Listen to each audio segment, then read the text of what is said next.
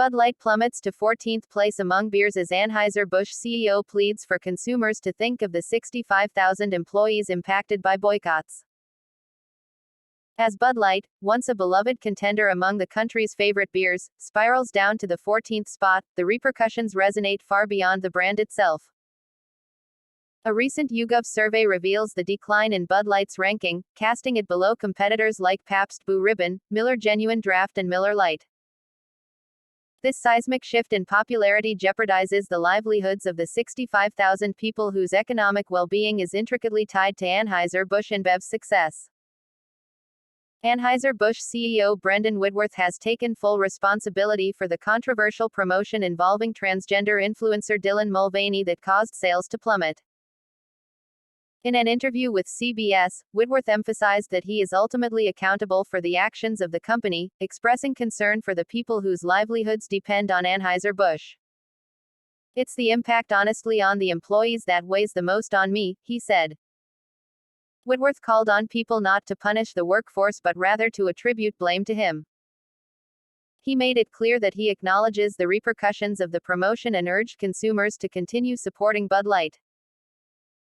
While Anheuser-Busch has attempted to downplay Mulvaney's role in its overall strategy, Whitworth confirmed that the company will maintain its partnerships without making any changes. He did not explicitly apologize for the collaboration with Mulvaney, despite some consumers demanding an official acknowledgement of the mistake as a prerequisite for restoring their patronage. The company's actions have been perceived as a breach of the unspoken, bar rules, that strictly discourage discussions of politics or religion. As long as the company fails to acknowledge or address the concerns, it is anticipated that the boycotts will persist. In an effort to revive sales and regain consumer trust, Whitworth and Bud Light's brand head Todd Allen launched a new summer campaign. The company plans to triple its investments this year, including increased spending on sports, primetime and cable television advertisements. It remains uncertain whether these efforts will be sufficient to rectify the situation and rebuild the brand's reputation. While Whitworth admits that dealing with the boycott has caused him stress, he remains devoted to Anheuser-Busch, describing it as an institution closely tied to the American flag.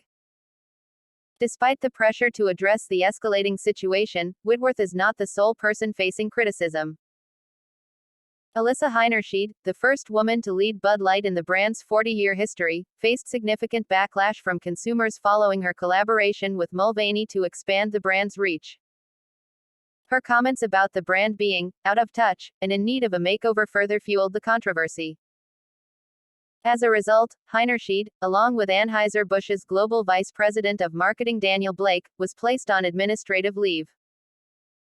As one of the largest alcohol brands in the world for decades, the fall from grace is opening an unprecedented opportunity for investors in the alcohol space. For example, Molson Coors Beverage Company is up 32% year-to-date as it continues to take market share from the struggling beer brand. Another play is investing in burgeoning alcohol brands on platforms like StartEngine, which allows anyone to invest in startups, including investing in StartEngine itself. Currently, the platform boasts over 13 alcohol brands, including some of the fastest-growing private alcohol brands in the country.